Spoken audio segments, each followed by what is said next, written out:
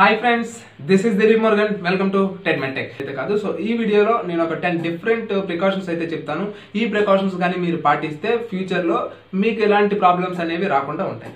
మరి ఇంకెందుకు ఆలస్యం, లెట్స్ బిగిన్ అప్ వీడియో.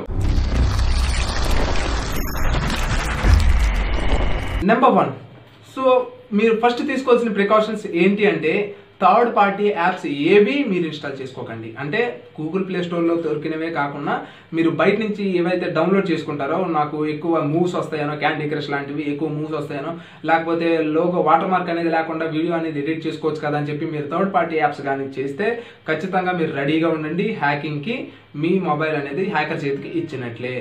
ఈ రోజుల్లో ఎవరు మీకోసం ఇగో బాబు దా బాబు తీసుకో అని చెప్పేసి ఎవరు ఇంటర్నెట్ లో ₹1 కూడా దానం చేయరు. దృష్టిలో పెట్టుకొని మీరు వాడతానంటే దానికి రెడీ అయ్యే వాడండి. అంతేగాని తర్వాత ఏదో అయిపోయిందని లేకపోతే నా అకౌంట్ లో డబ్బులు పోయాయని మాత్రం మీరు బాధపడకండి.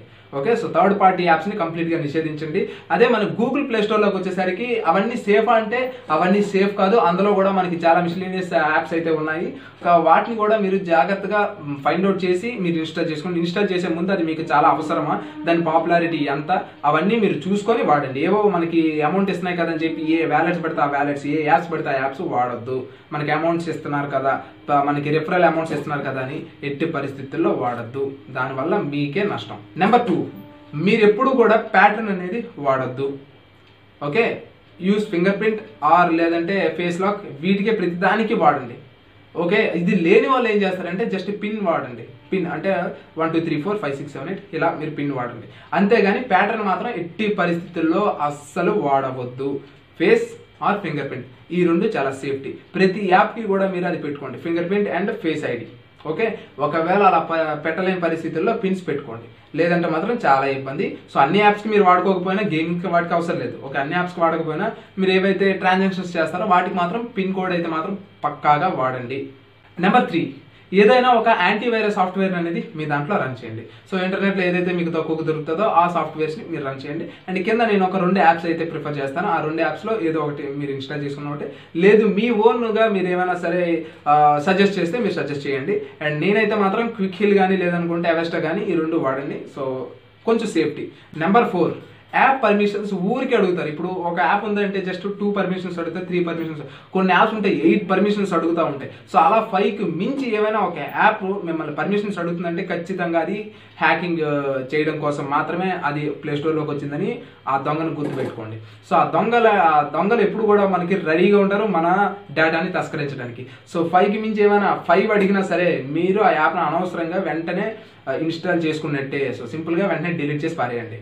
ఓకే, ఆ యాప్ ఇన్స్టాల్ చేసి ఉంటారు, మీరు వెళ్ళేటప్పుడు ఎలా అని అడుగుతుంది కదా, అలా మీకు 5 కన్నా ఎక్కువ అడిగితే మాత్రం వెంటనే యాప్ని డిలీట్ చేసేయండి. మరీ అవసరమైతే చెప్పాను కదా, హ్యాకింగ్కి రెడీగా ఉన్నాను అనుకుంటేనే అవి పెట్టుకోండి, లేదంటే మాత్రం ఎట్టి పరిస్థితుల్లో వద్దు. అండ్ ఇంకొక విషయం ఏంటి అంటే అన్రిలేటెడ్ పర్మిషన్స్ అడుగుతుంది. అంటే ఇప్పుడు నాదేంటి ఫొటోస్, ఏం అడగాలి, ఫొటోస్ అడగాలి, లేదనుకుంటే డేటా యాక్సెస్ చేసుకోవడానికి అడగాలి. అంతేగాని ఫోన్ని మెసేజెస్ని కూడా నాకు గ్రిప్లో కావాలని ఎలా అడిగితే ఖచ్చితంగా అది ఫేక్ యాప్ అని మీరు గుర్తించాలి. సో అలా గుర్తిస్తే మీరు కొంచెం సేఫ్ సైడ్ ఉన్నట్టే, లేదంటే మాత్రం చాలా ఇబ్బందుల్లో మీరు కూరుకుపోతున్నట్టే. నెంబర్ 5, పబ్లిక్ వైఫైస్ని మీరు వాడడం మ్యాక్సిమం నిషేధించేయండి.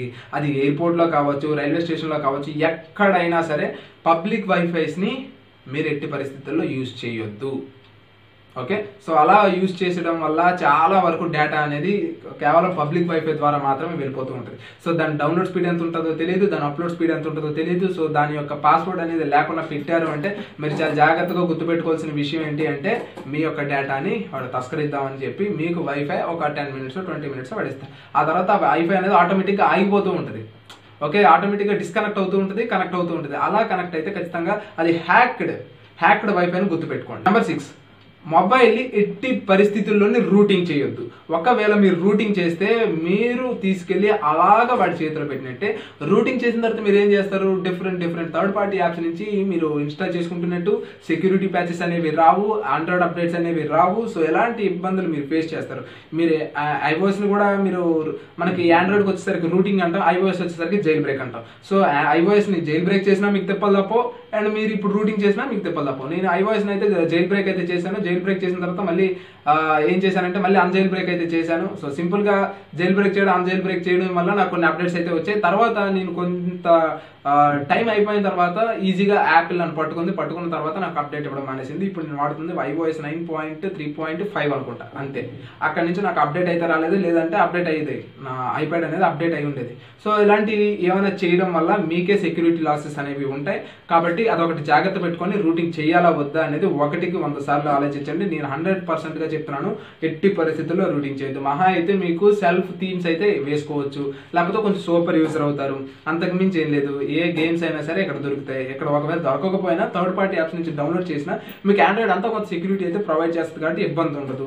కానీ అలా కాకుండా మీరు రూటింగ్ చేసేసి ఏకంగా సూపర్ యూజర్ అయిపోదాం అనుకుంటే మాత్రం ప్రతి ఒక్క కేసుకి మీరే బాధ్యులు అవుతారు. Number 7, avoid link clickings. So మీకు ఊరికే మెసేజ్లు వస్తూ ఉంటాయి. సో మీరు క్రెడిట్ కార్డ్ అప్రూవ్ అయింది, లోన్ అప్రూవ్ అయింది, లేకపోతే మీకు ఒక ఆఫర్ వచ్చింది, ఈ లింక్ మీద క్లిక్ చేయండి అంటారు, డీటెయిల్స్ అడుగుతారు. లింక్ మీద క్లిక్ చేసిన తర్వాత ఎక్కడికో వెబ్సైట్కి వెళ్తుంది, వెబ్సైట్కి వెళ్ళిన తర్వాత డీటెయిల్స్ ఇస్తారు, అక్కడ ఏమీ రాదు, సరే లైట్లే అని చెప్పి మళ్ళీ మీరు బయటకు వచ్చేస్తారు. కానీ అక్కడే మొదలవుద్ది అసలైన రచ్చ. ఏమవుద్దంటే ఎప్పుడైతే మీరు లింక్ క్లిక్ చేశారో ఆటోమేటిక్గా మీకు తెలియకుండా మీ బ్యాక్గ్రౌండ్లో యాప్ అనేది ఇన్స్టాల్ అయిపోద్ది.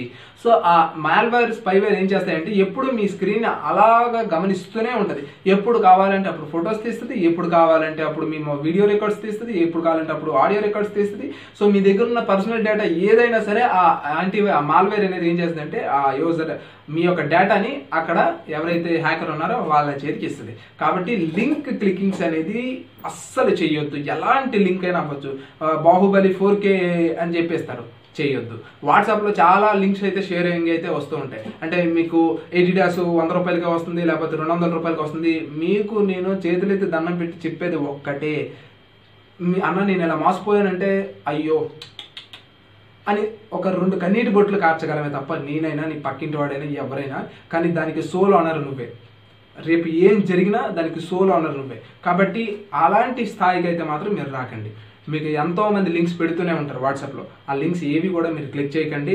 ఎంత సరే రూపాయికో 100 రూపాయలకో వచ్చేసింది, వాడు మీకు ఎందుకు చెప్తారు చెప్పండి? నాకు రోడ్డు మీద ఒక 10 రూపాయలు దొరుకుతుందంటే నేను మీకు చెప్పను. అంటే వాడు అక్కడికి వెళ్ళిన తర్వాత అక్కడ ఏం చెప్తుంది అంటే 10 మెంబర్స్కి మళ్ళీ షేర్ చేయంటారు. అలా షేర్ చేస్తేనే నీకు 100 రూపాయలు ఇస్తానంటే సరే షేర్ చేసేద్దాం 10 మెంబర్స్కి కదని చెప్పి షేర్ చేసి ఉంటాడే తప్ప నీ ఫ్రెండ్ అక్కడ రోడ్డు మీద 100 రూపాయలు దొరికితే నేను తీసుకెళ్ళడం, అతనే తీసుకుంటాడు. కాబట్టి మీరు ఒక్కటి దృష్టిలో పెట్టుకొని మీరు అలాంటి లింక్ క్లికింగ్స్కి మ్యాక్సిమం అవాయిడ్ చేయండి. నెంబర్ 8, ఒకవేళ మీ మొబైల్లో యూటోరెంట్ ఉంటే మీ మొబైల్ హ్యాక్ అయినట్టే. సో ఈ మొబైల్ మీరు తీసేసిన అంటే యూటోరెంట్ యాప్ తీసేసినా మీ మొబైల్ అనేది హ్యాకింగ్ జరిగిపోయినట్టే. ఒకవేళ ఎంతవరకు మీరు యూటోరెంట్ యాప్ ఇన్స్టాల్ చేసుకోకపోతే ఇక మీద చేసుకోకండి. ఇది ప్రికాషన్ ఎవరైతే యూటోరెంట్ యాప్ ఇంతవరకు వాడుకోలేదు. కాబట్టి మీరు ఏం చేస్తారంటే యూటోరెంట్ యాప్ అనేది ఎట్టి పరిస్థితుల్లో ఇన్స్టాల్ చేయకండి. అండ్ యూటోరెంట్ యాప్లో ద్వారా మీకు చాలా డేటా అయితే అప్లోడ్ అయిపోతుంది. సో దానికి నేను ఒక సింపుల్ ఎగ్జాంపుల్ చెప్పనా, మీరు ఒక ఓల్డ్ మూవీ డౌన్లోడ్ చేయండి, అది బాహుబలి 1 డౌన్లోడ్ చేయండి.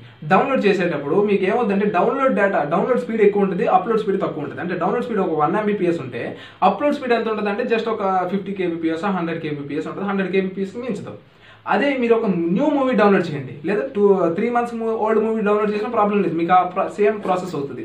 కానీ ఒక న్యూ మూవీ ఏదైతే ఈ రోజు లేకపోతే రేపు రిలీజ్ అవ్వాల్సిన ఈ రోజు వచ్చేస్తుంది. సో అలాంటప్పుడు చూడండి మీకు అప్లోడ్ స్పీడ్ ఎక్కువ ఉంటుంది, డౌన్లోడ్ స్పీడ్ తక్కువ ఉంటుంది. సో అలా ఉన్నట్లయితే మీ మొబైల్లో ఉన్న డేటా వెళ్ళిపోతున్నట్టే. ఇది మీరు ఖచ్చితంగా గుర్తుపెట్టుకోండి. అప్లోడ్ అంటే డేటా అనేది మీరు ఇంటర్నెట్ సర్వర్లో స్టోర్ చేస్తున్నట్టు, డౌన్లోడ్ అంటే ఇంటర్నెట్ సర్వర్లో ఉన్నదాన్ని మీరు డౌన్లోడ్ చేస్తున్నట్టు.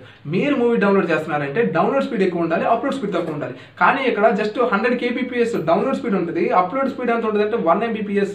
అండ్ నేను కొన్ని స్క్రీన్ షాట్స్ తీసి అది స్క్రీన్ షాట్స్ అయితే నేను పోగొట్టేసుకున్నా. ఇప్పుడు డౌన్లోడ్ చేయండి, మీకు ఈజీగా అర్థమైంది. ఓకే, మీకు ఈజీగా అర్థమైపోద్ది. డౌన్లోడ్ స్పీడ్ తక్కువ ఉండి అప్లోడ్ స్పీడ్ ఎక్కువ ఉంటే ఇదే ఎక్కువగా కంటిన్యూ అయితే ఖచ్చితంగా మీ మొబైల్లో ఉన్న డేటా వెళ్ళిపోతున్నట్టే. చాలా జాగ్రత్తగా ఉండండి. బ్యాంక్ ట్రాన్సాక్షన్ ఇవన్నీ ఉన్న తర్వాత నాకు తెలిసి మీది ఎక్కడో దగ్గర స్ట్రైక్ అయిపోద్ది. ఎందుకంటే ఈ రోజుల్లో ప్రతి ఒక్కరి మొబైల్స్ హ్యాకింగ్లో ఉన్నట్టే. సో ఈ మొబైల్లో ఇప్పుడు నేను చెప్పిన 8 కండిషన్స్ ఏవైతే ఉన్నాయో, 8 ప్రికాషన్స్, లేకపోతే ముందు వీడియోలో చెప్పిన 10 సైన్స్ ఏవైతే ఉన్నాయో అందులో ఏదో ఒకటి మీకు స్ట్రైక్ అవుతుంది. అలా స్ట్రైక్ అవ్వకపోతే మీ మొబైల్ హ్యాక్ అవ్వనట్టే. అలా స్ట్రైక్ అయితే మీరు ఏం చేస్తారంటే బ్యాంక్ ట్రాన్సాక్షన్స్ మీ మొబైల్ ఎట్టి పరిస్థితుల్లో చేయొద్దు. నేను అందుకే బ్యాంక్ ట్రాన్సాక్షన్ ఏవి పెద్దగా నేనేమి చేయను. ఎందుకంటే ఆల్రెడీ నాకు తెలుసు నా మొబైల్ అనేది హ్యాకింగ్ లో ఉంది, ఎవరో ఒకరు స్పై చేస్తున్నారని తెలుసు, అండ్ నా యూట్యూబ్ అకౌంట్ హ్యాక్ అయిందంటే ఏ రేంజ్ లో ఉన్నదో అలా అర్థం చేసుకోండి. కాబట్టి మీరు బ్యాంక్ ట్రాన్సాక్షన్స్ ఏవైనా సరే ఇందులో నుంచి చేయవద్దు. ఓటీపీ రాకుండా చాలా బ్యాంక్ ట్రాన్సాక్షన్స్ అయితే జరిగిపోతూ ఉంటాయి. మన ఇండియాకు మాత్రమే ఓటీపీ వస్తుంది, ఇంటర్నేషనల్ ట్రాన్సాక్షన్స్ లో ఓటీపీస్ ఉండవు. కాబట్టి చాలా జాగ్రత్తగా ఆలోచించి మీరు బ్యాంక్ ట్రాన్సాక్షన్స్ చేయాలో వద్దో అనేది మీరు ఆలోచించుకోండి. డబ్బులు పోతే మహా అయితే 10,000కి 20,000కి మనం పోలీస్ స్టేషన్ చుట్టూ తిరగడం అనేది కష్టం. ఒకవేళ తిరిగినా పోలీసులు అంతగా రియాక్ట్ అవ్వరు కూడా. 1 లక్ష 2 లక్షలు పోతే కేసు ఫైల్ చేసి ఏదో చేస్తారు, కానీ ఒక 10,000కి 20,000కి మనకే పెట్టాలనిపించదు, పెట్టిన తర్వాత వాళ్ళు దానికి తిరగపోతేదు. కాబట్టి మనం ముందుగానే జాగ్రత్తగా ఉండడం చాలా మంచిది. నెంబర్ 10, మీరు ఎప్పుడైతే పబ్లిక్ వీటిలో ఛార్జింగ్స్ పెట్టుకుంటారంటే యూఎస్బీ పోర్ట్స్ ఉంటే డైరెక్ట్గా యూఎస్బీ పోర్ట్స్ పెట్టుకునే విధంగా మీ ఛార్జింగ్ పాయింట్స్ ఉంటాయి. అలాంటి ఛార్జింగ్ పాయింట్స్లో ఎట్టి పరిస్థితుల్లో మీరు చేయొద్దు. మీరు మీ ప్లగ్ సాకెట్ పట్టుకొని వెళ్ళి అడాప్టర్ పట్టుకొని వెళ్ళి ఆ సాకెట్లో పెట్టండి తప్ప మీరు డేటా కేబుల్ తీసుకెళ్ళి అక్కడ ఉంది కదా అని చెప్పి పెట్టకండి. మీ మొబైల్లో ఉన్న ప్రతి data on the spot download చేసేసుకుంటాడు. కాబట్టి చాలా జాగ్రత్తగా ఉండండి. అలాంటివి ఏమైనా వస్తే మాత్రం ఈ 10 ప్రికాషన్స్ తీసుకోండి. మ్యాక్సిమం మొబైల్ అయితే మాత్రం ఇప్పటి వరకు హ్యాక్ అయిపోయి ఉంటే ఓకే, దాన్ని మనం ఏమీ చేయలేము. ఈ ప్రికాషన్స్ తీసుకోండి. ఇవి తీసుకుంటే నేను సొల్యూషన్ అయితే అని చెప్పలేదు, అందుకే వేరే యూట్యూబర్ లాగా ఇది తీసేసుకోండి మీ మొబైల్ హ్యాకింగ్ అవ్వకుండా అయిపోద్దని నేను చెప్పడం లేదు. సో దానికి నేను ఫైండ్ అవుట్ చేస్తున్నాను. ఒక్కసారి నేను ఆ స్క్రిప్ట్ అయితే నాకు రెడీ అయిన తర్వాత, నాకు ఆ 10 ways దొరికిన తర్వాత నేను మీకు ఖచ్చితంగా చెప్తాను. మన ఈమెయిల్ హ్యాక్ అయిందో లేదో తెలుసుకోవడం ఎలా, తర్వాత మన మొబైల్ హ్యాక్ అయింది తెలుసుకున్న తర్వాత దాన్ని ఎలా రెక్టిఫై చేసుకోవాలి, ఇవన్నీ చేసిన తర్వాత ఇంకో వీడియో కూడా చేస్తాను. సో ఆ వీడియోస్ మీరు మిస్ కాకూడదు అనుకుంటే మీరు ఈ వీడియోని లైక్ చేసి షేర్ చేస్తారని కోరుకుంటున్నాను.